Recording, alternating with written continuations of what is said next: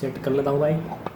Okay, hello friends, welcome back to another fresh new video. तो भाई आज मैं इस वीडियो में GTPL के जो फाइबर ब्रॉडबैंड है उसमें भाई 40 Mbps मतलब कि 40 Mbps के प्लान में मैं 10 GB की फाइल जो है वो गूगल ड्राइव में अपलोड करने जा रहा हूँ। तो भाई देखते हैं कि भाई कितना टाइम लगेगा कि 10 GB की फाइल में और 40 Mbps के अपलोड मतलब कि कितनी अपलोड स्पीड मिलती है वो भी आप वीडियो में देख सकते हैं।